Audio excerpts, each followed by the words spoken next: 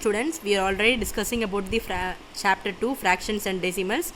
Today we will see the last topic, that is nothing but division of decimals. We are already seeing about fractions. In fractions, what and all we saw: multiplication of a fraction, value of the products, and then division of a fraction. Then we just revised about the decimals. Then we saw the multiplication of decimals, how to multiply by a decimal by a whole number, and then by a decimal number by a whole number. Today we will see the division of decimals. We will see only one topic today: division of a decimal number by a whole number. How to divide a decimal number by a whole number. Okay, students? First we will see division of a decimal number by a whole number. How to divide a decimal number by a whole number. Okay, students, first step, see the first step. Step 1, begin by dividing the whole number part of the dividend. Then step 2, when the division of a whole number part is complete, put the decimal point in the quotient. Understood, students? You will just see the example, you will try to understand still clearly.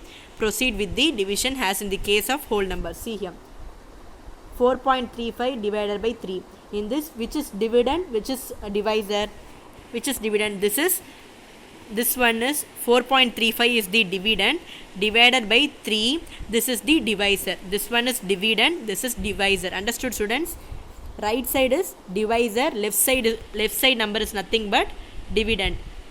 Understood, students? 4.35 is the dividend, 3 is the divisor. Now we will see how to divide this. You are going to divide by 3. 3 divided by 4.35 divided by 3. Now what you need to do, here we have the, which is the whole number, whole number and decimal number. This is the whole part and this is the decimal part. This 4 is the whole part, this is the decimal part. Now you need to divide this whole part first, then you need to divide this decimal part. See here, divide the whole number part of the dividend. First divide the whole number part of the dividend. See here, students, 3 divided by 4, 3 which is divided by 4.35 divided by 3. Now what they are doing, they are just first dividing this whole part. This is the decimal whole part. See here, 3. So in 3 table 4 will go, no, it will not go. Then lesser than 4, what is there? 3 ones are 3. Understood, students? So I am putting here 1. 4 minus 3 is nothing but 1. After 4, what is there? Decimal point is there. So here also I am going to keep a decimal point. Understood, students? Here also I am going to keep a decimal point. After that, see here, see the next step, step 2. As the division of a whole number part is complete, put the decimal point in the quotient. What you need to do, since the whole part division is completed, after the whole part division is completed, in the quotient, after this you need to keep a decimal point. Understood, students? Now divide the rest in the case of as a whole number. Now we are going to divide the rest of the numbers. What are going to do? In 3 table 1. Now this 3 is coming down. Already we have a remainder 1. So 1, 3. Now we have kept a decimal point after 1. Now 13. In 3 table 13 will go, no, it will not go. So lesser than that we have 12. That is 3 4s are 12. So we are getting 1.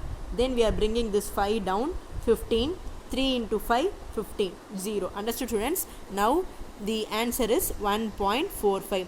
See here, decimal point is directly above the decimal in the dividend. See here, in the dividend where we have the decimal, the same place only we are having decimal in the quotient also. Understood, students?